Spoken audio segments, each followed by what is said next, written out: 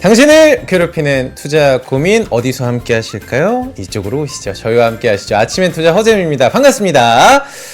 네, 오늘도 역시나 그녀의 빈자리가 굉장히 쓸쓸하게 느껴집니다. 여러분들, 우리 홍선의 앵커 보고 싶으시죠? 개인 사정으로 인해서 오늘까지만 또 허잼이 여러분들의 곁을 지켜드리도록 하겠습니다. 저도 외롭고 쓸쓸하니까 여러분들 어디 가지 마시고 끝까지 저희 아침엔 투자와 함께 해주시길 부탁을 드려보도록 하겠습니다. 보고 싶다 홍선의, 내일 우리 홍선의 앵커 여러분과 함께 하도록 하겠습니다. 어제는요, 국내 증시 간만에 정말 큰 폭의 상승세 보여줬습니다. 어제 굉장히 또 해맑게 웃고 다니시는 우리 투자자분들 많으셨는데, 말 많고 탈 많았던 금투세 폐지 이 동의 소식에 양지수 오름세 크게 보여줬습니다. 날은 좀 추워지지만 어제만큼은 좀 훈풍이 들었다라고 생각을 하는데, 오늘 증시 확인을 하고 가보도록 하겠습니다. 그새 힘을 못 내고 있습니다. 아마 미국 대선 눈치 보기 아닐까 싶습니다. 금투세가 이렇게 힘을 하루밖에 못 갈까요, 여러분들? 조금 아쉽습니다. 간밤 뉴욕 증시도 일제히 하락장으로 마감을 한 상황인데, 역시나 미국 대선 한치 앞도 모르는 게임이기 때문이지 않을까 싶습니다. 그렇기 때문에 이런 시장 또 전문가와 함께 우리들의 투자 고민을 이야기하고 여러분들의 투자 상담을 도와드리는 시간 갖도록 하겠습니다. 증권가의 장그래죠. 우리 엔투의 차진혁 부장님과 함께 하도록 하겠습니다. 부장님 반갑습니다. 예, 안녕하세요. 네. NH투자증권 차진혁 부장이라고 합니다. 네. 지난번 방송에서 우리 또 증권가의 네네. 장그래 어떤 생각으로 이 시장을 바라봐야 하는가 이야기를 좀 많이 해주셨는데, 먼저 본격적인 이야기 들어가기 전에 어제 국내 증시 복귀 한번 해보고 들어가 보도록 하겠습니다. 일단은 제가 이제 지지난주 방송 나와가지고 얘기했었었는데 크게 세 가지 짚었던 것 같아요. 네. 금투세가 된다고 해서 외국인들이 우리 시장을 강력하게 사거나 시장이 파격적으로 오지는 않을 거다. 네. 어느 정도 프라이싱 됐다라고 좀 생각하고 있고요. 일단 어제 수급 주체를 보면 외국인들은 코스닥을 중심으로 많이 샀었었고 코스피는 오히려 그렇게 많이 사지 않았거든요. 실제로 오늘도 장이 그렇게 좋지 않은 모습인데, 네. 이 부분은 금투세에 대한 어떻게 보면은 시기를 조금 놓친 거 아닌가라는 생각도 조금 갖고 있고요. 시기를 놓쳤다는 게 어떤 식으로 일단 저희가 좋은 표현할까요? 타이밍에 금투세에 관련된 리스크를 좀 풀어줬어야 외국인들도 연간 집행해야 되는 어떤 전략과 자금이 있을 네. 거예요.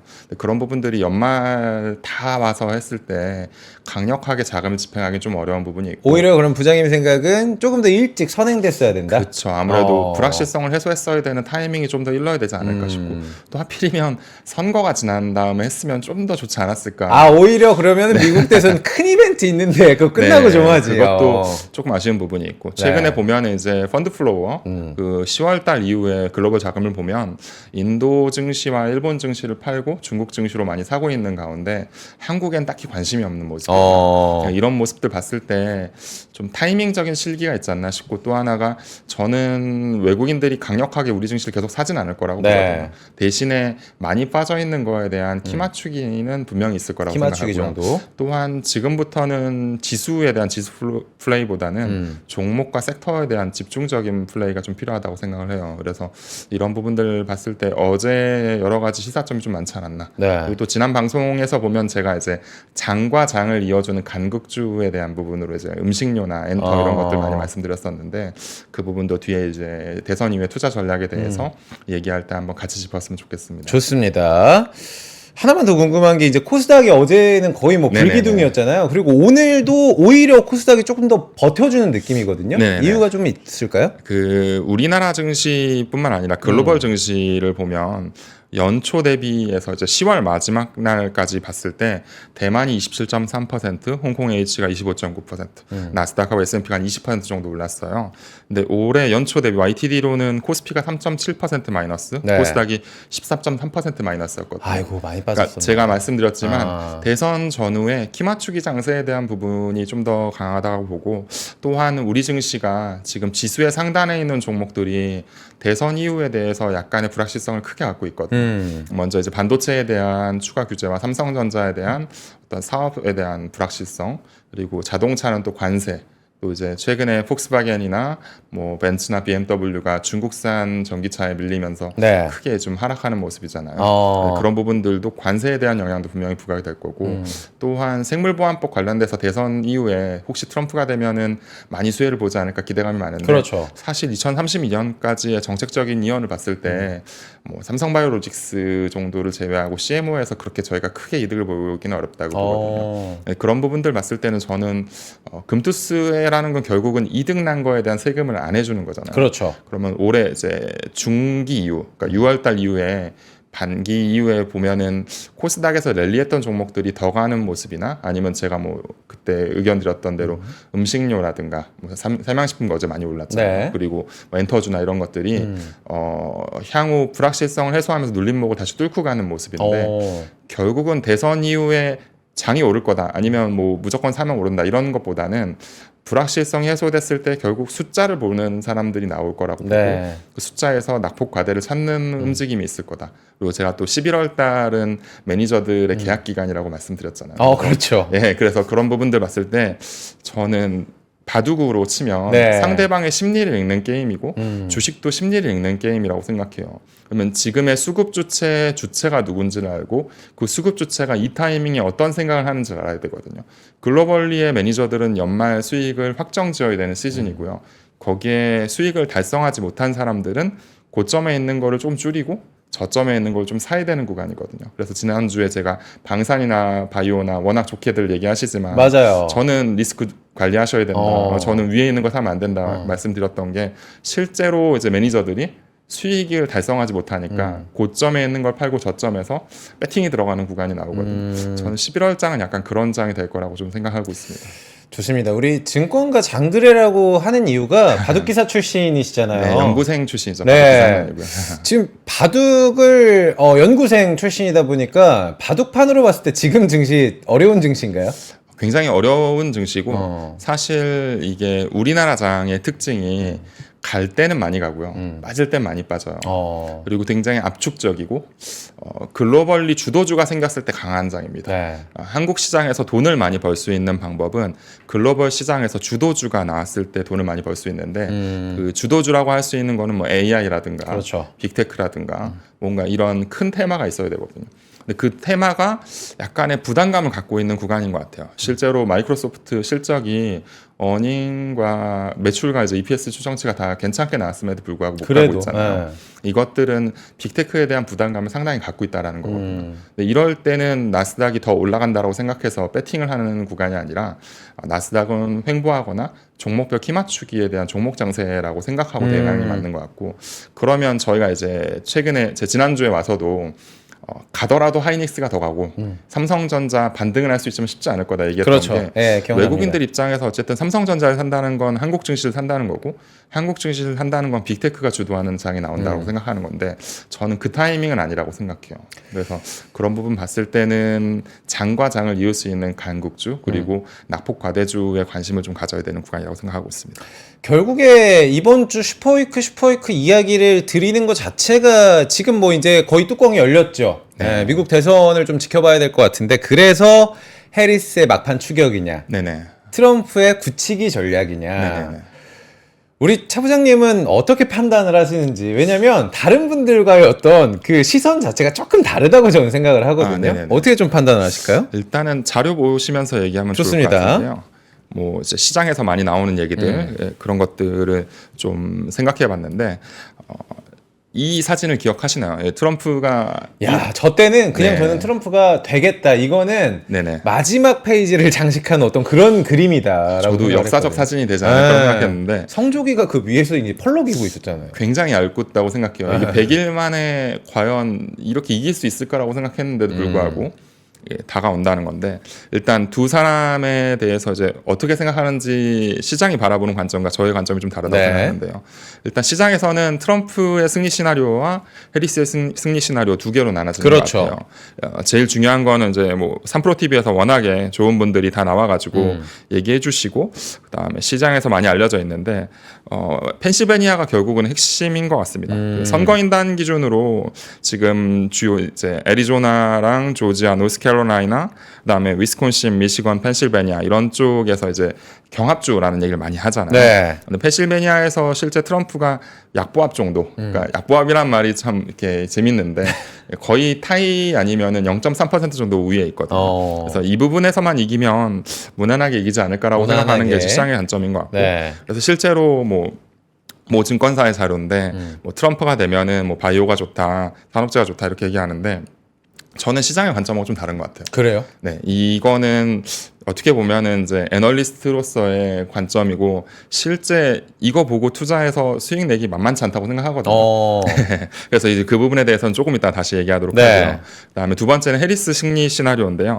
어쨌든 펜실베니아를 잃게 되면은 남부에서의 뭐 노스캐롤라이나나 뭐 조지아도 이겨야 되고 거기에서 또 서부에서도 또 뭐 애리조나라든가 뭐 여러 가지 그 변수들 많이 이겨야 되거든요. 그래서 좀 쉽지 않다고 보고 있는데 뭐 저희가 다 생각한 대로 2차 전지나 바이오나 맞아요. 많이 뭐, 들었어요. 예, 뭐 이런 네. 것들 올라오지 않을까라고 생각하는데 저는 이 부분은 조금 다르게 보고요. 결국 이제 누가 이길지에 대한 부분인데 요거는 제가 이제 이틀 전까지는 공개가 되더라고요. 네. 그래서 좀 캡처해 보니까 이제 네바다주는 네바다에서는. 예, 트럼프가 해리스가 이기는 듯 하다가 또 트럼프가 이기는 것처럼 혼조세로 나오고 네. 위스콘신 같은 경우는 해리스의 이제 약간의 우세 그리고 미시간은 해리스의 우세인데 핵심은 저는 이제 그 이쪽 주보다는 네.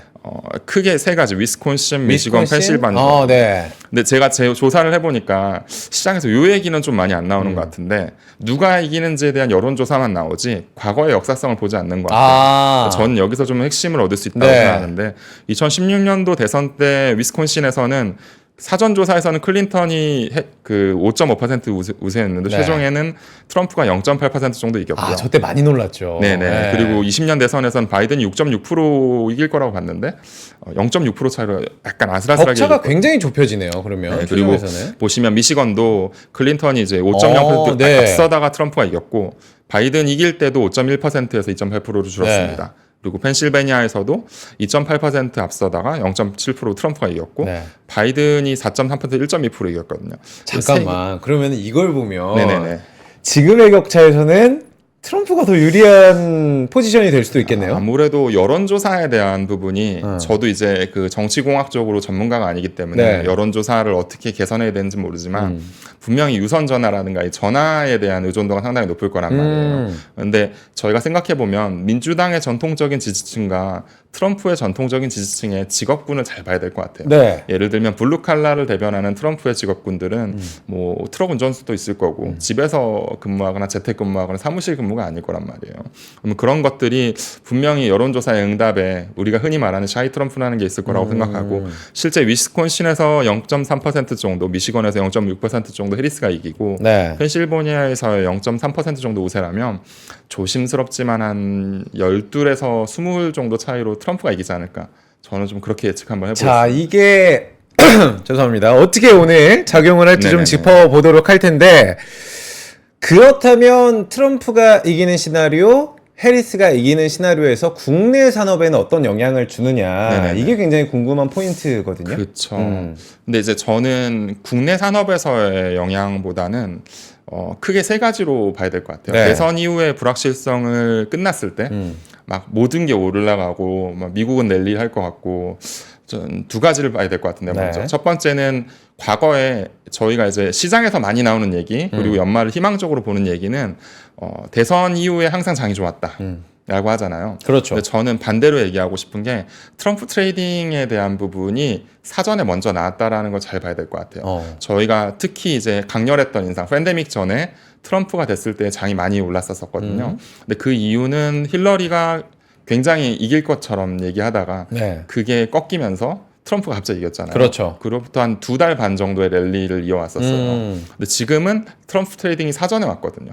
지금 맞네. 최근에 이제 강했던 비트코인이나 맞아요. 금이나 아니면 달러와의 강세, 금리의 상승 그리고 관련된 종목들, 뭐 트럼프에 관련된 종목들 이런 게 선거가 트럼프가 이긴다 하더라도 그 고점을 단기간에 확 넘기진 않을 거거든요. 물론 뭐 비트코인이나 이런 것들은 각각의 요소가 또 있기 때문에 네. 다르게 움직일 수 있지만 적어도 트럼프 트레이딩으로 배팅했던 사람들이 그 고점을 바로 넘기기는 좀 어렵고 그나마 트럼프 트레이딩 더하기 정책적인 수혜를 볼 수 있는 테슬라 정도는 만약에 이긴다면 상당히 랠리할 수 있지 않을까라는 생각을 하지만 네. 어쨌든 시장에서는 굉장히 강세를 주장하고 부르짖지만 저는 조심스러운 장에서 이어질 거다. 이게 핵심일 것 같고요.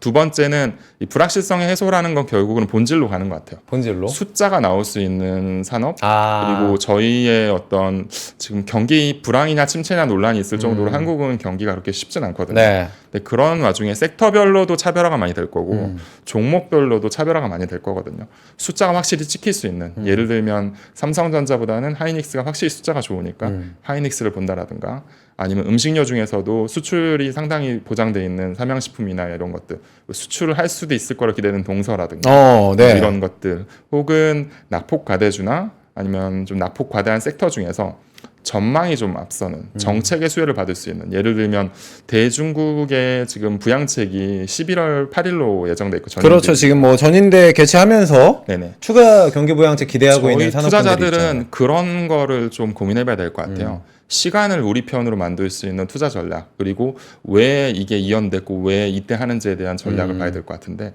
저라면 제가 중국의 정책자라면 트럼프에 대한 부분에 대한 리스크를 분명 해칭하고 싶을 거예요. 네. 예를 들어서 10월 31일 날 부양책을 냈는데 트럼프가 돼요.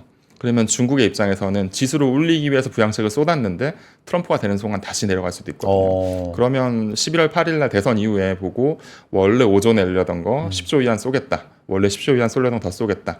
시장에 시그널을 주고 싶다고 그러겠죠. 생각하거든요. 네. 그럼 부양책을 내면 우리한테 무엇이 이득을 볼 수 있을까에 대한 부분을 고민하는 시간이 있어야 될 것 같아요. 예를 들면 지금은 뭐 얼마나 경기가 안 좋으면 비자를 풀어서 관광객을 유치하잖아요. 그러니까 저는 사실 중국 무비자 허용 때문에 지금 움직이고 있는 것들이 많잖아요. 네네네. 이게 부양책하고도 연결이 되겠다라는 생각을 많이 하고 있거든요. 결국은 이관신을 비롯한 아젠다를 내세우고 소비를 진작하고 경기를 부양해서 지수를 올리는 이 전략을 계속해서 지금 쓰고 있다고 생각하는데 네. 저는 실질적으로 엔터주가 그런 역할을 좀 할 거라고 생각합니다. 엔터주가 네, 아무래도 한한령에 대한 그 피해를 장기간 받았었거든요. 그리고 엔터주가 시총이 아마 이제 합산으로 최고점 갔을 때가 한 22조에서 25조 사이였을 거예요. 근데 지금은 뭐 절반 이상은 올라왔겠지만 뭐 13조, 15조 사이일 거예요. 네. 합치면. 근데 그래도 직전 고점을 넘을 때까지는 모르겠으나 적어도 11월 달에 바텀업으로 배팅할 때 정책에 대한 수혜, 숫자에 대한 기대감 그리고 사람들에 대한 어떤 센티멘탈도 BTS 돌아온다 그러면은 아무리 약자가 있어도 한 번쯤은 보게 되고 그렇죠. 그다음에 뭐 최근에 이제 SM 굉장히 좀 좋게 생각하고 있는데 뭐 NCT에 대한 글로벌 투어 그다음에 에스파 뭐 제가 에스파 참 좋아하거든요. 저도 좋아합니다.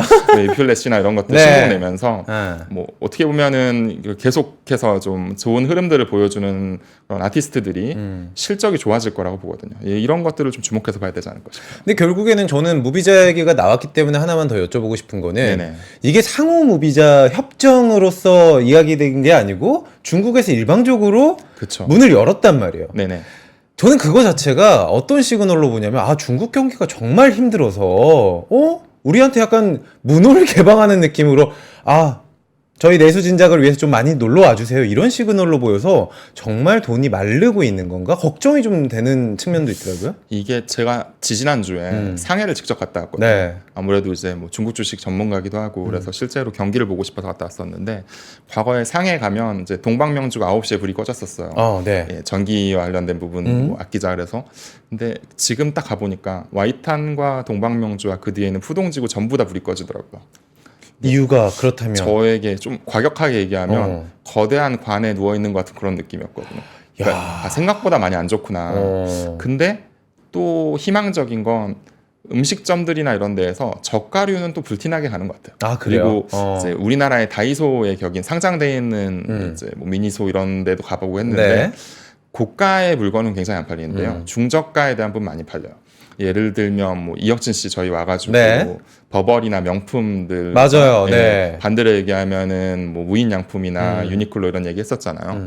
저는 이게 굉장히 긴 트렌드가 될 거라고 생각하거든요. 가성비와 가심비라고 하죠. 적은 돈으로 삶의 만족을 느낄 수 있는 산업이 저는 굉장히 좀 앞으로 득세할 거라고 보고요. 또 저의 투자 철학 중에 하나가 외로움을 돈으로 환산할 수 있는 산업에 투자하는 거 참 좋아요.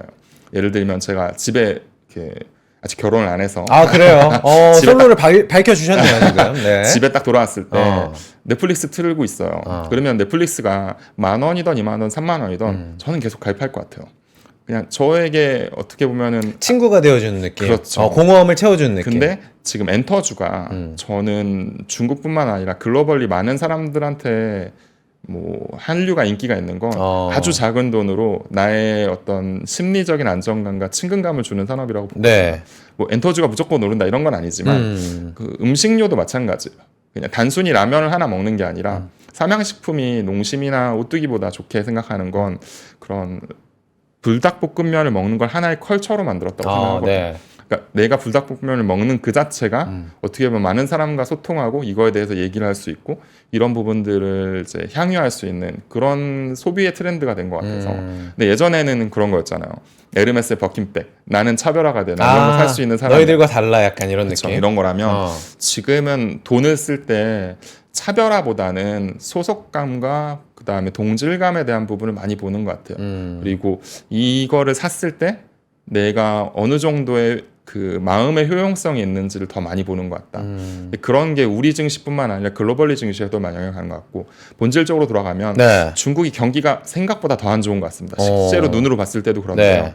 예전에는 경기가 안 좋으면 주식이 빠지지 않나라고 생각하지만 저는 역으로 굉장히 부양책을 퍼부을 것 같다. 그러니까 어지간한 부양책으로는 못 올릴 것 같다. 그러니까 이거 꿈쩍을 안 할 것 같아서. 네, 그래서 저는 대선 끝나고 나면 네. 부양책에 대한 부분들에서 차이나 플레이를 좀 더 해보셨으면 어떨까. 중국 증시에 대한 배팅이 좀 더 이어졌으면 어떨까 하는 게 제 생각입니다. 오히려? 트럼프가 돼도 그렇게 많이 안 빠질 것 같고요. 트럼프가 돼서 많이 안 빠지는 걸 확인한다면 굉장히 많은 자금이 더 세게 들어올 거라고 생각합니다.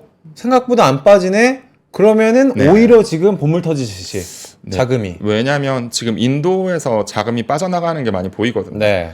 근데 일본에서도 상당히 자금이 빠져나가요. 그럼 그 자금을 미국에 넣기에는 지금 빅테크들이 시그널을 보내주는 것 같아요. 야, 우리 쉽지 않아. 지금 들어와서 만만치 않아. 라고 시그널을 보여주는 것 같아서 결국은 미국이 주도하는 글로벌 랠리가 맞다고 생각하지만 단기간 적어도 이제 12월까지를 놓고 봤을 때는 차이나 플레이에 대한 고민을 조금 해봐도 괜찮은 구간이 아닐까라는 생각합니다. 좋습니다. 저는 오늘 차이나 플레이 메모하고 넘어가도록 하겠습니다. 우리 근데 부장님께서 정말 꾸준하게 뭐 수혜주라든지 이런 것들도 중요하지만 숫자 이야기 하셨잖아요. 숫자로 증명될 수 있는 기업에 투자를 하는 것이 오히려 우리가 원하는 선택지가 될 수도 있다. 라는 이야기를 좀 해주셨는데 네네. 그래서 그러면은 미국 대선 끝나고 이 숫자로 증명할 수 있는 기업들 더 많이 등장을 할 건데 우리가 이걸 선택을 어떻게 하느냐 이거에 대한 전략도 한번 여쭤보고 싶어요. 이게 이제 지금 시즌에는 저는 수급 주체에 대한 고민을 많이 하셔야 될 것 같아요. 외국인 투자자들하고 기관 투자자들이 12월까지 매매를 하기 위해서 사는 건 아니거든요. 크게 보면 세 가지거든요. 11월까지 수익률을 빠르게 올리기 위해서 배팅하는 부분, 그 다음에 내년도의 전망치에 대한 부분, 그리고 이 자금의 흐름에 대해서 포지션을 얼마나 살지에 대한 부분을 고민하면서 산단 말이에요. 네. 그러면 저희가 이제 숫자라는 얘기를 했었는데 실적에 대한 전망치나 이런 것들이 괜찮아 보이는 산업들이 몇 군데 있어요. 네. 근데 그런 것들을 먼저 사서 포지션을 잡고 두 번째는 이번 분기 라인 나우로 샀을 때 먹을 수 있는 부분을 사요. 그리고 마지막은 당장은 안 움직일 수 있지만 장기적으로 버티면 크게 갈 수 있는 부분이라고 보면 돼요. 첫 번째는 이제 포지션으로 코어를 채울 수 있는 건 결국은 반도체와 AI라고 생각하거든요. 결국은 반도체와 AI다. 네, 왜냐하면 빅테크들이 투자를 얼마나 하던 간에 결국은 먼저 투자하냐 나중에 투자하냐 문제지 빅테크들은 계속 투자할 거예요. 네. 지난 시간에 한번 얘기했었는데 내년도에는 AI에 대해서 서비스를 하는 기업들 AI에 대해서 서비스로 돈을 버는 기업들을 많이 봐야 된다. 네. 예를 들면 오늘 팔란티어 실적 나왔잖아요. 그렇죠. 예, 데이터를 가공해서 AI로 처리하는 기업인데 이런 뭐 팔란티어나 뭐 한번 뜯어봐야 되겠지만 뭐 세일즈포스나 뭐 셉이나 뭐 굉장히 많은 기업들이 있잖아요. 네. 그런 기업들이 올해는 그렇게까지 엄청나게 많이 재미를 보거나 시장을 주도하지 않았는데 내년도에는 어떻게 보면 빅테크보다는 빅테크들이 돈을 퍼붓기 시작해서 서비스를 할 때 도움이 되는 기업들을 좀 보지 않을까라는 생각하고 그런 식으로 간다고 했을 때 또다시 우리 증시에는 물론 단기간에 뭐 JL 캐닌이 루닛이니 AI 테마가 좀 더 올라올 수 있겠지만 코어는 결국 반도체를 끌고 가야 된다. 그리고 거기에서의 숫자가 확실히 나오고 굉장히 싼 건 하이닉스라서 저는 오히려 하이닉스가 지난번 실적에도 불구하고 못 올라간 건 대선에 대한 불확실성이라고 생각하거든요. 그래요? 네. 대선 끝나면 오히려 하이닉스가 20만 원대 초중반 다시 터치하지 않을까 싶고 굉장히 많은 고객들이 계속 질문하시는 게 전자가 너무 싸지 않냐. 네, 전자에 대한 전 말씀드렸어요. 분명히 싼데 한 6만 원대 후반에 7만 원 올 수 있는데 같이 산다면 전자보다는 하이닉스가 더 나을 거라고 생각하거든요. 네, 그게 이제 첫 번째고 두 번째는 이제 앞으로 나올 수 있는 그 라인나우로 살 수 있는 섹터는 저는 의료기기하고 음식료하고 엔터라고 생각하거든요. 의료, 음식, 엔터. 네, 그러니까 바이오에 대한 부분은 분명히 부담이 있는 것 같아요. 그리고 약간 대선의 영향을 받아서 테마의 성격으로 올라간 것들은 상당히 좀 부담스러울 거라고 생각하거든요. 당장 숫자가 나오지 않아요. 네. 뭐 이제 뭐 에스티팜이라든가 많은 것들이 좋은 기업들이 있지만 그게 생물보안법 때문에 오르지는 않았거든요. 근데 생물보안법 때문에 올라간 것도 있어요. 뭐 몇몇 테마주들은 보면 그게 그렇게까지 좋을 것 같지는 않고 또 하나가 알테오젠이나 지금 뭐 금투세 관련돼서 나오고 나서 다시 랠리했지만 여기에서 기관 투자자나 외국인 투자자들의 그냥 인덱스로 사는 사람들은 살 수 있지만 개인 투자자들이 쫓아서 사야 되거든요. 근데 쉽지 않은 구간이라고 분명히 생각해요. 그러니까 보로노이나 뭐 여러 가지 좋은 종목들이 있지만 바이오가 낫배드라고 생각하는데 그게 이제 순차적으로 종목이 널뛰면서 가지 상반기 이후에 계속 1년 내내 가는 그런 장은 안 나올 거라고 보거든요.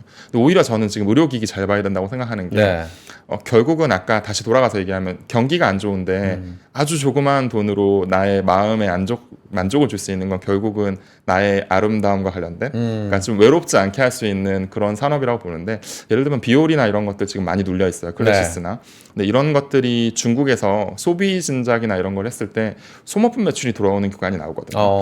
그게 뭐 비올 같은 경우도 12월 달 이후로 실제 숫자가 찍히기 시작할 거예요. 소모품에 관련된 부분들. 이런 것들이 저는 오히려 불확실성을 해소하고 하반기까지 봤을 때 내년도까지 봤을 때 좀 괜찮지 않나 생각이 들고요. 또 하나는 음식료. 분명히 삼양식품이나 뭐 이런 것들이 몇몇 기업만 살아남을 거거든요. 그러니까 그 섹터 자체는 그렇게 좋아 보이진 않아요. 인플레이션이나 기후 변화에 대한 부분 분명히 있기 때문에. 근데 그게 가격에 전가를 할 수 있는 기업인지 아닌지를 봐야 되거든요. 불닭볶음면 여기서 100원이나 200원 올린다고 해서 안 팔리진 않을 거예요. 그렇죠. 근데 갑자기 모 라면 뭐 잘 안 나가는 라면이 갑자기 300원, 400원 올리면 저항감 생기거든요. 그러니까 결국은 가격에 전가를 할 수 있는 기업인지 아닌지. 예를 들면 SM 콘서트 티켓이 5만 원짜리 6만 원이 오른다고 해서 나 이제부터 팬 안 해 이러진 않거든요. 그렇죠. BTS 콘서트 티켓이 웃돈을 받았으면 웃돈을 받았지. 이제부터 경기가 불황이니까 10,000원 내리겠습니다. 이런 적은 없거든요. 그렇죠. 근데 그게 저희 증시에서 몇몇 안 돼요. 음식료가 그렇고 그다음에 특정 소비재나 엔터나 이런 것들이 내년도에는 올해보다 더 경기가 안 좋을 거예요. 근데 그거를 가격을 전가할 수 있는 기업들은 오히려 더 프리미엄을 받고 날아갈 수 있다고 보거든요. 그런 것들을 좀 잘 봐야 될 것 같고 마지막으로는 정책에 대한 부분. 정책. 이제 트럼프가 만약에 된다면 저는 그렇게 전제하고 시장을 바라보고 있는데 그러면 이제 트럼프 주도하에 이득을 보는 기업이 있을 거고요. 가장 손해를 보는 기업이 있을 텐데 이득 보는 건 테슬라죠. 뭐 전통 에너지라든지 테슬라는 뭐 붙어 있잖아요. 근데 지금 거의 트럼프 이꼬로 테슬라가 돼버렸는데 한 몸이 돼버려가지고 결국은 테슬라 벤더는 또 살아남을 수 있을 것 같아요. 그러니까 양극재는 사실 좋게 보진 않고요. 뭐 지금 저희 이제 개인 투자자들이 굉장히 많이 물려있단 말이에요. 근데 양극재는 약간 어떻게 보면 옛날에 5G 중계기가 좀 생각나더라고요. 그래요? 5G 중계기 처음에 갈 때 막 글로벌을 막 수출하고 선도할 것 같아요. 맞아요. 10분의 1 토막 나고 그랬잖아요. 시간이 지날수록 뭔가 기술이 좋아질수록 중계기의 설치 숫자는 줄어드는 그런 느낌인데 전고체가 이제 다가오고 있다고 생각해요.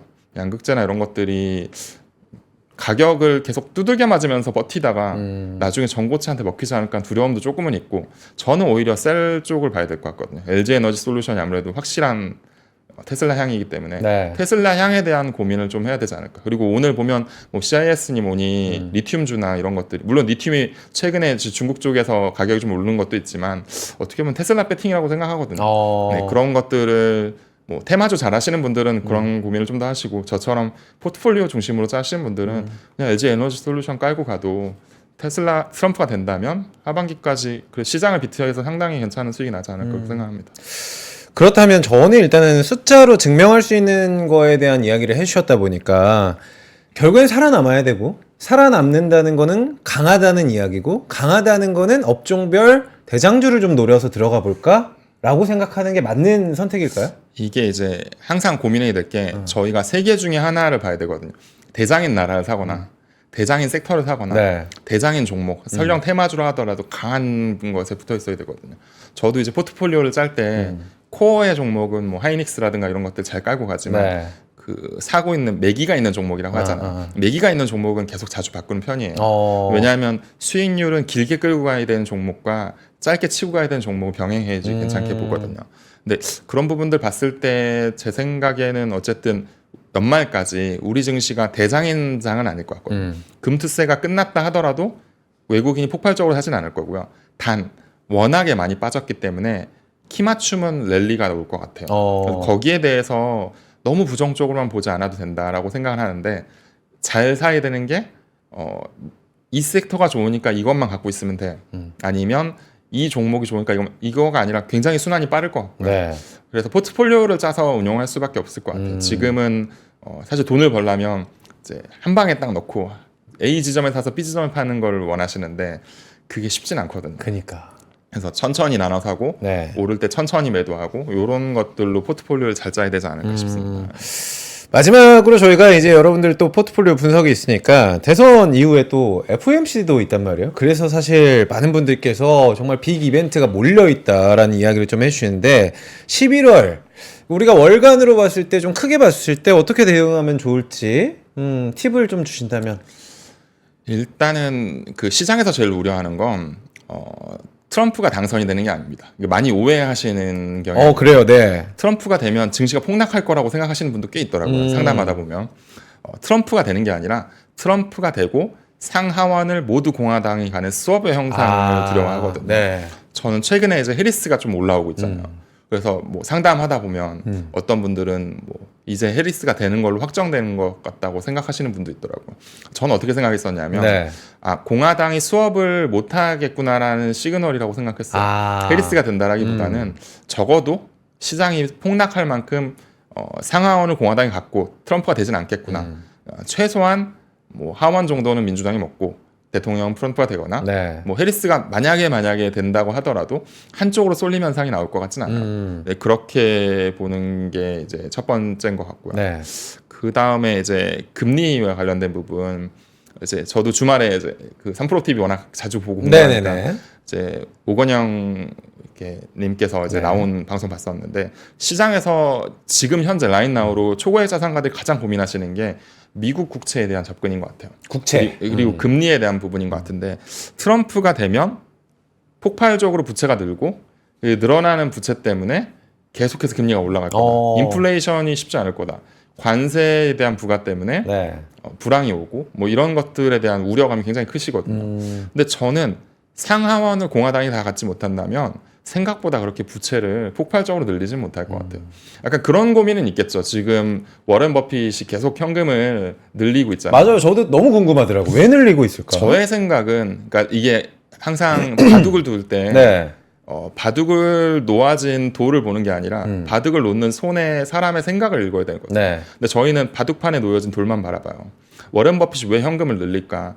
저는 어떻게 생각했었냐면 뭐 기업 하나 살려고 지금. 뭐 그런 것도 있지만 네. 저는 어떻게 생각해서 본질적으로 워렌 버핏 생각할 때는 미국 부채에 대한 부담 때문에 지금 과도하게 계속 조정하고 있는 법인세를 다시 올릴 수는 있지 않을까? EPS 추정치가 좀 부담스러워지지 않을까라는 고민도 분명히 하고 있을 거라 네. 생각하거든요.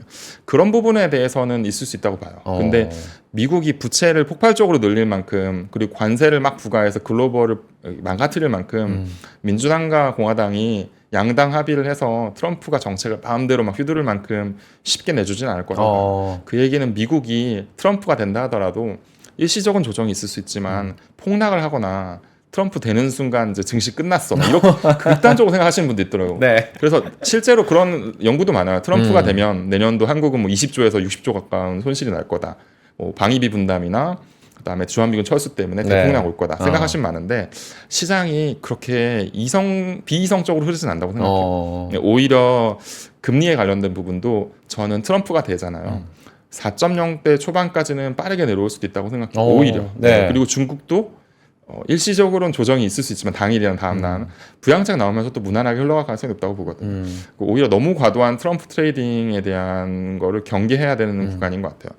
그리고 FOMC 얘기하면 맞아요. 일단 11월 달에는 25bp 내리고 12월 달에 25bp 내릴 거예요. 중요한 건 내년도거든요. 그렇죠. 뭐 내년도에 중립금리까지로 봤을 때 3.25까지 과연 갈 것인가 놓고 볼 때 저는 무난하게 빠질 수 있다고 생각해요. 아까도 얘기했지만 정책의 결정자들이 자기 마음대로 세계를 휘두를 수는 없어요. 근데 트럼프라는 사람의 본질 자체가 자국 우선주의에 앞서서 자기 우선주의를 앞서는 자기 우선주의. 네. 네. 트럼프의 자산의 상당 부분 부동산입니다. 어. 네. 근데 나는 애국심이 강하고 글로벌을 위해서 자기의 부동산의 가격을 파괴하게 금리가 계속 올라가게 놔둘까요? 그게 본질이라고 생각해요. 근데 많은 분들이 뭐 인플레이션이 어떻고 트럼프가 되면 정책이 어떻고 관세가 어떻고 얘기하시지만 저는 어쨌든 정책의 결정권자의 센티멘탈을 잘 봐야 된다고 생각하거든요. 트럼프가 예전에도 대통령 됐을 때 트위터 매일 했잖아요. 네. 제로 금리 가라고 그렇게 난리쳤었어요. 네. 그런 사람이 금리를 5% 올리라고 난리칠까요? 네, 절대 그렇지 않다고 봐요. 네. 그리고 또 하나는 금리가 지금 저점에서 올라온 걸로 놀래서 그렇지 고점은 계속 내려가고 있습니다. 그래서 그런 부분 봤을 때 FOMC 이후에 저는 금리가 약간의 우하향의 기조가 좀 연말까지 나올 수 있다고 보고 4.0까지는 충분히 지금은 오히려 미국 국채 사봐도 괜찮은 구간이라고 보고요. 그리고 국채가 그렇게 완만하게 내린다면 코스피보다는 코스닥 그리고 종목 장세 중에서 좀 매기가 있는 종목들이 생각보다는 괜찮은 투자할 수 있을 것 같다. 그래서 연말에 그렇게 암담하게 생각하시지 않아도 될 것 같다는 생각이 생각보다 시장의 충격은 그렇게 크지 않을 것이다. 굉장히 이제 개인 투자자들은 네. 트럼프가 되면은 다 뺀다. 막 이렇게 이거 생각하는데 어떻게 되는 거야 이거. 그러니까. 네, 근데 의외로 그렇게 비이성적인 시장이 아닐 거라고 네. 생각합니다. 저는 그렇게 생각합니다. 좋습니다. 또 색다른 관점으로 우리 차진혁 부장님과 이야기 나눠봤고요. 여러분들이 보내주신 사연 포트폴리오 분석해보는 시간 잠시 후에 함께 하도록 하겠습니다. 여러분 잠시만 기다려주세요.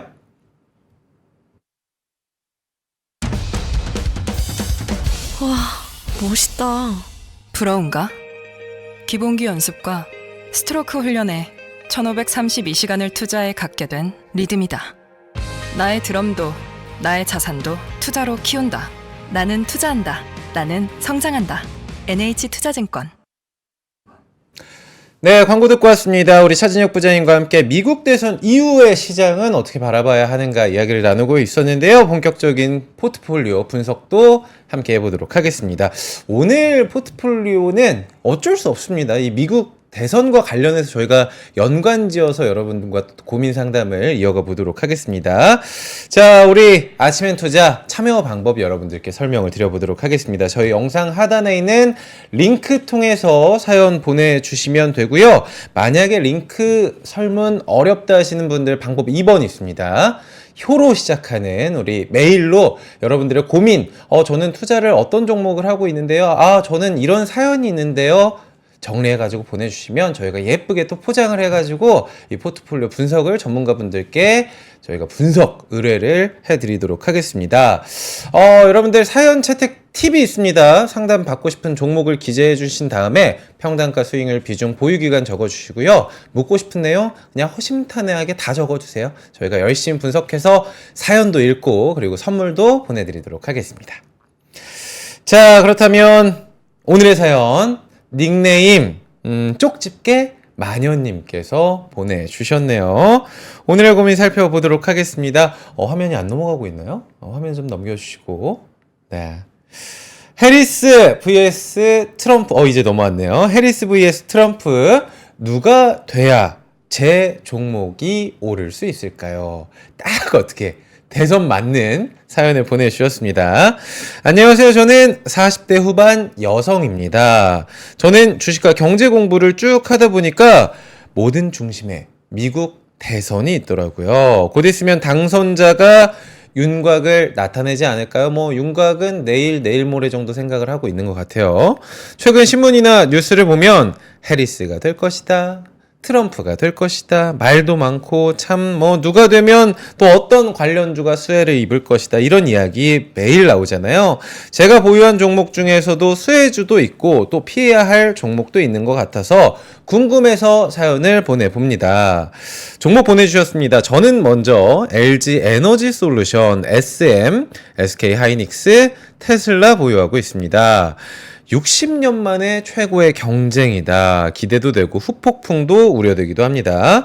미국 대선 이유가 더 중요하다고 하던데 제 종목들 살아남을 수 있을까요? 각 종목별로 호재도 있거든요. 손실이 좀 있더라도 계속 보유해서 가져가 볼까요? 자세한 전략 부탁드립니다. 라고 쪽집게 마녀님께서 보내주셨습니다. 마녀님의 고민 다시 한번 딱 읊어보고 전반적인 포트폴리오 구성, 이 점수를 매겨보는 시간을 갖도록 하겠습니다. 쪽집게 마녀님의 고민은요, 네, 틀어주시죠. 미국 대선 영향에 보유 중인 제 종목, 누가 돼야 유리할까요? 트럼프가 되면 2차 전지주 타격을 받는다던데 어떻게 보세요? 미국 대선 누가 되든 반도체주 살아남을 수 있을까요? APT, 아파트 열풍에 올라가는 엔터주 지금 더 담아봐도 될까요? 테슬라, 아우 트럼프 치면 큰일 난다던데 전망 어떻게 보실까요? 오늘의 사연 고민까지 정리를 해보도록 하겠습니다. 부장님, 전체적인 포트폴리오 점수를 매겨주시죠. 일단은 상당히 고수라고 좀 생각이 들고요. 어머나, 고수세요, 우리 쪽집게님께서? 네. 네. 이렇게 닉네임만큼 네. 굉장히 포트 잘 짰다 생각하고. 쪽집게처럼 잘 10점 만점 8점 이상 드리고 싶습니다. 8점 이상을? 네. 차 부장님 그렇게 후하게 주시는 분 아닌데? 일단 시장의 흐름을 잘 보고 계신 것 같고요. 네. 그다음에 강한 종목과 주도 종목에 대해서 좀 고민도 있으신 것 같고, 특히 대형주로 코어를 잡고 배팅하는 부분들도 상당히 좀 마음에 드는 것 같아요. 그렇지만 수익률을 보면 전반적인 수익률은 지금 마이너스가 조금 더 큰 상황이거든요. 사는 방법이 잘못된 것 같아요. 사는 방법 혹은 그 시기 또 문제가 될 수 있을 것 같은데, 여러분 보시면 지금 SK 하이닉스가 요즘에 많이 올라가고 있죠. 수익률 네네. 좋은 상황이고, 다만 지금 SM이 비중이 꽤 큽니다. 25%인데 수익률도 마이너스 20%가 넘어가는 상황이고, 테슬라, LG 에너지 솔루션 요즘에 참 뉴스에도 많이 나오는 종목들을 가지고 계신데, 일단 보유기간 여러분들 참고해 주시고, 전반적인 포트폴리오 점수는 8점 주셨는데 첫 번째 SK 하이닉스부터 보도록 하겠습니다. 우리나라 경제 반도체 사실 중요한 부분이고, 예전에는 뭐 산업의 쌀이라고도 우리가 많이 일컬지 않았습니까? 미 대선 결과에 따른 SK 하이닉스 혹은 반도체 전반적인 업황에 대해서 어떻게 볼까요? 일단은 자료 한번 보시면 좋을 것 같은데요. 대선 이후에 투자 전략에 대해서 저는 일정 매매가 좀 필요하다고 생각을 해요. 네. 일단은 공화당의 수합 확률이 좀 낮아졌다라고 저는 생각을 하고, 뭐 트럼프가 된다 하더라도 시장이 그렇게 빠지진 않을 거라고 보거든요. 뭐 실적이나 이런 것들 이벤트를 봤을 때 11월 8일 날 중국 관련된 부양책이 있을 거라고 보거든요. 그렇죠. 그 전까지는 저는 뭐 제 생각에는 SM은 마이너스가 좀 있으시니까 포트폴리오의 비중을 조금 더 올려도 괜찮지 않을까. 오히려 올려도 괜찮다. 네, 그렇게 생각이 좀 들고요. 두 번째로 이제 일정 매매에 대해서 11월 말까지 내용을 보시면 11월 20일 날 엔비디아 실적 발표가 있거든요. 네. 저는 하이닉스를 이때 전후로 조금은 조정하거나 좀 정리하는 고민을 좀 해봐야 될 것 같아요. 22만 원 넘어간다면 이때까지. 네. 저는 대선 이후에 불확실성이 해소되고 나면 하이닉스가 좀 상방으로 튈 가능성이 있다고 보고요. 22, 3만 원 넘어가는 구간까지 혹시 나온다면 이번 엔비디아 실적은 나쁘지 않으나 가이던스가 여기서 더 올라가긴 쉽지 않다고 보거든요. 또 하나가 다우지수의 저주라고, 다우지수 편입되면 항상 조정이 한 번은 있더라고요. 그거 조호재 아니에요? 네, 근데 호재이긴 한데 일단 여러 가지 고민들이 있는 것 같아요. 이제 저주가 한 번 있구나. 네, 다우지수 편입했을 때 네. 예전에 마이크로소프트랑 인텔이 편입하고 나서 상당히 조정이 나왔었어요. 약간 그거 아니에요? 저기 신입생 환영회 느낌으로 이게 선배들이 S&P 500 편입되고 나서 테슬라 빠졌던 것도 있고 네. 이게 한다고 해서 반드시 호재는 아니라는 거죠. 제 생각에는 이게 이제 정점일 수도 있다는 생각도 조금 들고요. 네. 아마 더 갈 거예요. 갈 건데 엔비디아가 11월 20일 날 전후로 차익 매물에 대한 부분이 상당히 부담되지 않을까 좀 생각은 하고 있어요. 그래서 그런 부분들을 고민해 볼 때 11월 20일 날 전후에 하이닉스를 조금 비중 조절하거나 이런 쪽으로 좀 보는 게 맞지 않을까 싶고요. 저는 오히려 대선 끝나면 하이닉스 오를 거라고 생각합니다. 대선 끝나면 네. 하이닉스 오히려 좋다. 네, 저는 그렇게 좀 생각하고 있고 그다음에 여러 가지 면을 봤을 때 11월 달은 어쨌든 그런 부분들 좀 고민해야 될 것 같고요. 이게 핵심은 아까 이제 대선에 대해서 오늘 하루 정리해 보면 네. 그게 세 가지인 것 같은데 일단 트럼프 트레이딩에 대한 과도한 기대나 이런 것들은 조금 이제는 안 해야 될 것 같아요. 된다고 하더라도 더 가긴 힘들고 안 되면 하방으로 쏟을 가능성이 있거든요. 네. 최근 2달 동안의 흐름을 보면 반도체주는 엔비디아를 제외하고는 굉장히 약했어요. 왜냐하면 중국에 대한 어떤 때리기가 계속 있었거든요. 그리고 뭐 삼성전자뿐만 아니라 실제로 퀄컴이라든가 많은 것들이 이게 못 갔던 부분이 있었고 네. 그래서 이런 부분들은 조금 더 간다. 이제 뭐 더 이쪽에 배팅해야 된다 이런 건 아닌 것 같고요. 키 맞추기 종목비 섹터 장세가 이루어질 거라고 보는데 이게 섹터 전체가 오르진 않을 거예요. 아까도 얘기했지만 저는 LG 에너지 솔루션 잡은 거 보고 약간 고수의 향기를 느꼈고 이분 네. 예, 뭔가 흐름을 테슬라랑 같이 잡았다는 건 정확하게 보고 있다고 네. 생각하는데 근데 이제 문제는 그거죠. 해리스가 된다고 해서 LG 에너지 솔루션과 테슬라가 하루 이틀은 빠질 수 있지만 대폭락하진 않을 거예요. 아하. 어느 정도의 기대감을 상당히 갖고 있고 네. 어쨌든 내년도에 AI와 관련된 부분도 굉장히 주목을 받을 텐데 이 자율주행 부분에서나 뭐 여러 가지 부분에서나 그런 것들이 있는데 단 저는 테슬라 많이 갖고 계시잖아요. 더 살지 아닐지 고민하거나 신규 진입할 때 의외의 얘기일 수도 있는데요. 네. BYD를 같이 사봤으면 좋겠어. 지금 테슬라가 25% 비중 가지고 계신데 네. BYD를 LG 에너지 솔루션을 조금 줄여서 네. SM을 좀 사고 테슬라를 조금 5% 정도 줄이고 LG 에너지 5% 해서 10% 비중 정도를 조절을 조금 하신다면 BYD도 같이 갖고 왔어요. BYD까지 네. 이유가 왜냐하면, 있을까요?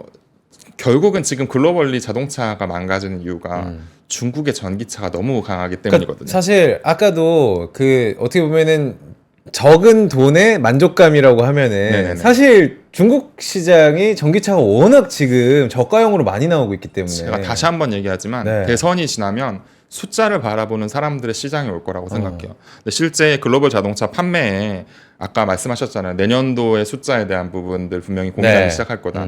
지금 현재는 내년도의 숫자가 뭐가 좋을지를 고민하는 사람들의 장이거든요. 근데 그거에 대해서 지금 자료 한번 보시면 네. 이제 이혁진 씨가 이제 월요일 날 나와서 어제 강사에, 말씀해 주셨습니다. 네. 이거 인용했었는데 내년도의 전망치를 봤을 때 맞아.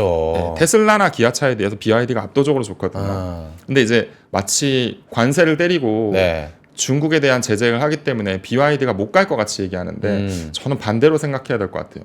이 정도의 숫자와 힘과 가성비와 그런 것들이 있기 때문에 그만큼 관세를 때린다고 생각하거든요. 결국은 트럼프가 된다면 테슬라가 좋아지는 정책을 낼 거예요. 네. 근데 그와 반대로 중국도 만만치 않게 계속 배팅해 줄 거란 말이에요. 그렇죠. 양쪽을 같이 가는 전략이 좀 더 좋을 것 같아요. 그래서 잘 안 사시거든요. BYD 제 고객님들하고 세일즈 많이 해보는데 진짜 잘 안 사세요. 근데 저는 오히려 얼마나 이게 막기 힘들면 글로벌이 단결해서 이 회사를 때릴까라는 유럽도 생각을 마찬가지고. 네, 그리고 실제로 가서 많이 타봤거든요. 네.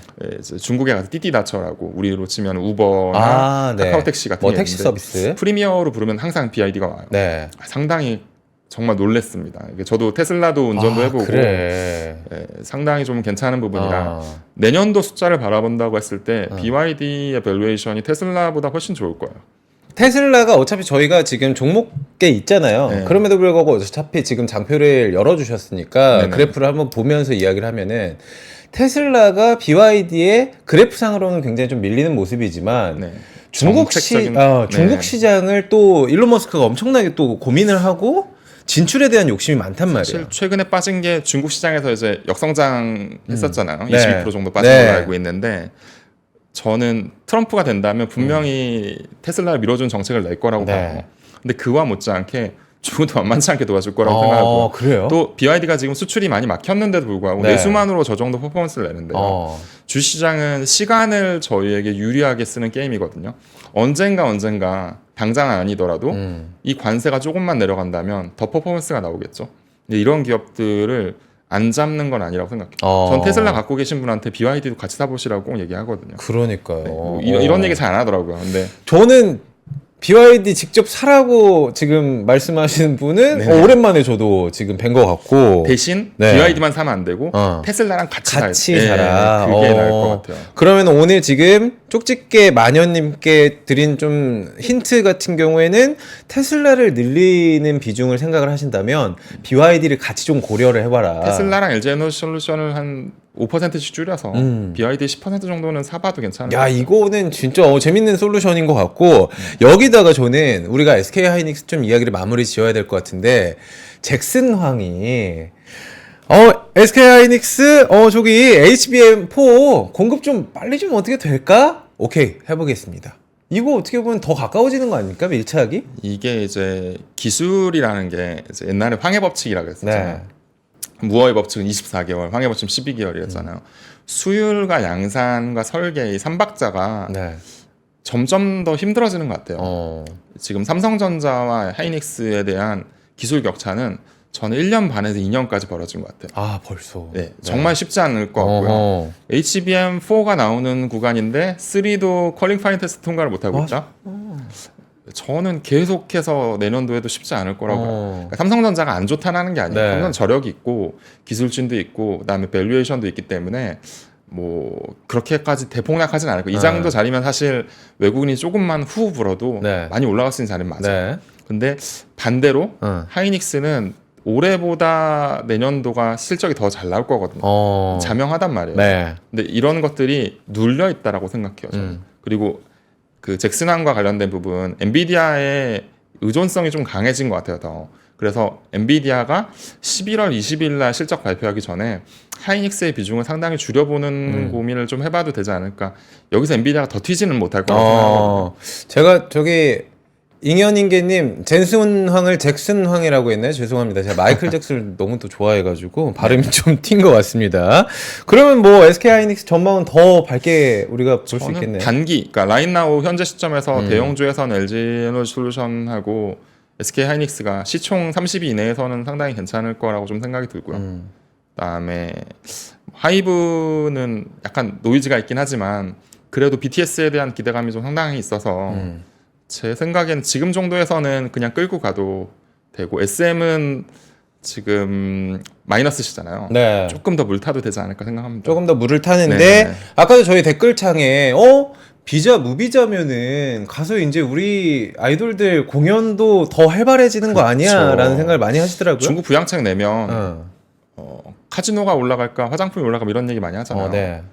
예전에는 부양책 내잖아요. 호텔 신라 막 올랐거든요.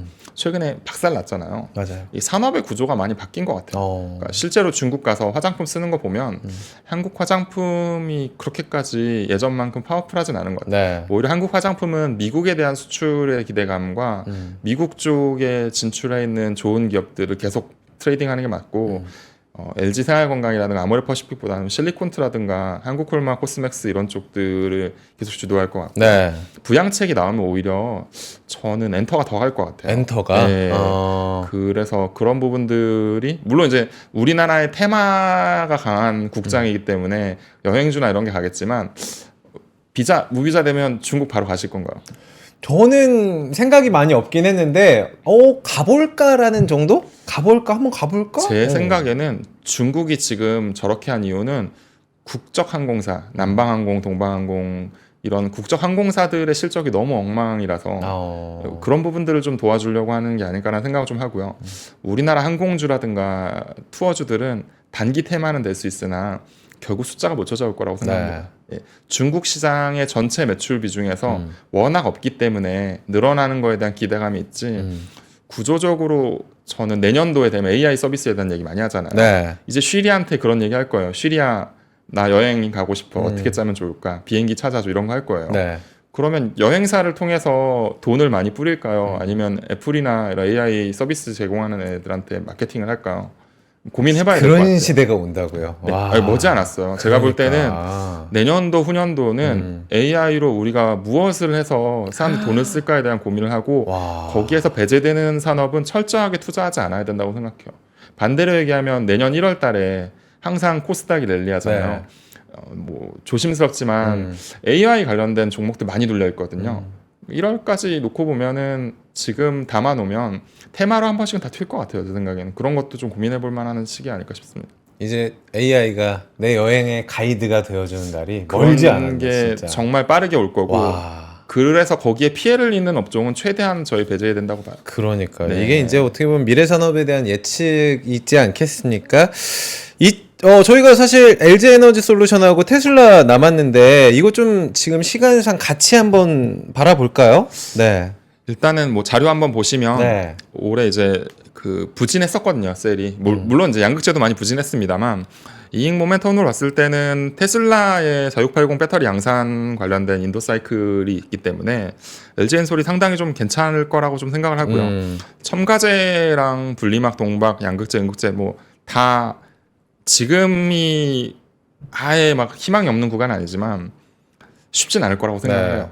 그리고 기본적으로 해리스가 됐을 때 2차 전지가 많이 오를 거라는 기대감이 좀 많이 갖고 있는 것 같은데 해리스가 된다고 해서 폭발적으로 오르지 않을 거고 트럼프가 된다고 해서 빠지지 않을 거라고 생각해요. 그러니까 지금 정도에서 산업의 흐름을 쫓아서 가는 거지. 네. 트럼프가 되면 마치 뭐 석유화학은 오를 것 같고 2차 전지는 빠질 것 같고 막 그렇게 생각하시는데 그렇게 시장이 비이성적이지 않다는 걸 다시 한번 강조드리고 싶습니다.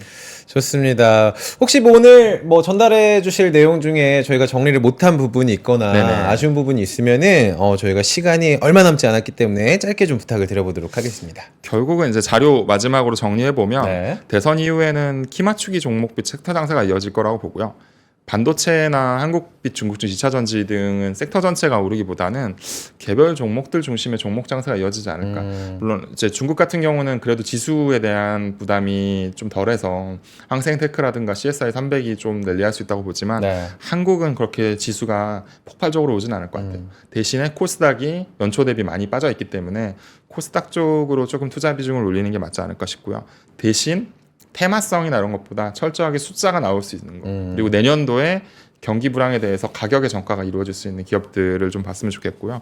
코어 섹터로 여전히 반도체랑 중국 증시 저는 지지난주 방송 때부터 얘기했었는데 네. 대신에 이제 반도체를 산다고 해서 삼성전자나 뭐 이런 것보다는 하이닉스 이렇게 종목 딱 집어서 했으면 좋겠고요. 네. 섹터 테마로는 이제 테슬라나 중국 전기차의 양매수 바벨 전략, 아까 BYD랑 같이 샀으면 좋겠다 얘기 드렸었고 장가장을 연결하는 간국주로 엔터, 의료기, 음식료, 화장품 요 정도.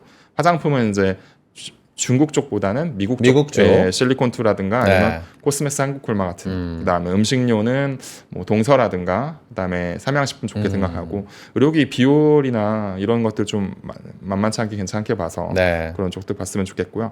좀 길게 보면 AI에 관련된 종목들이 많이 눌려 있거든요. 근데 연말까지 대폭락은 안 온다고 가정한다면 네. 눌림목에 있는 것들이 팔란티어가 지금 괜찮은 흐름 보였잖아요. 시그널이 될 수 있지 않을까 생각합니다. 마지막으로 우리가 종목을 찾는 방법에 대한 공부를 많이 하는데 엄한 데서 찾기보다는 미국에서 실적이 뭐가 잘 나왔을까, 뭐가 신고가가 나고 있을까, 뭐가 흐름을 잡고 있을까라는 고민을 하고 더 중요한 건 지금이 미국이 상승장인지 하락장인지 미국이 지수 부담이 있는지 없는지를 봐야 될 것 같고 자, 약간의 부담은 있어요 솔직히. 네. 저는 안전자산의 비중을 상당히 갖고 있거나 현금 비중을 꽤 올린 상태에서 짧게 트레이딩 해야 된다고 보거든요.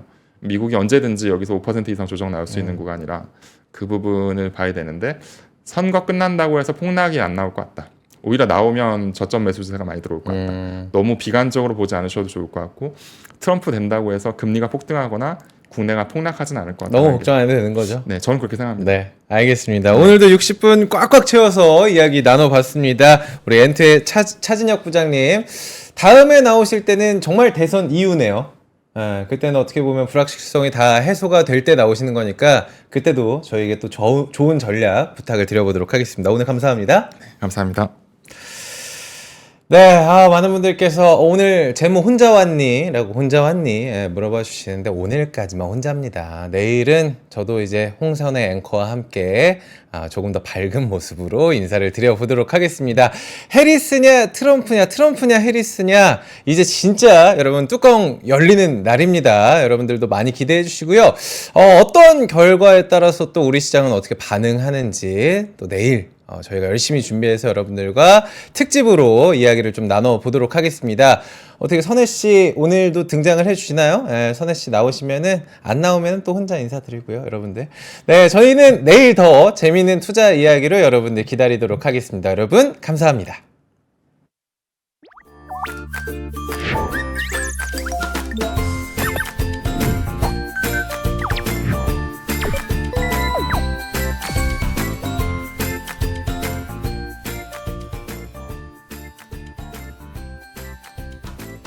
삶의 격을 높이는 9가지 지혜를 함께 나눕니다. 위즈덤 칼리지 시즌 2 영상 아래 링크를 클릭하시면 자세한 내용을 확인하실 수 있습니다.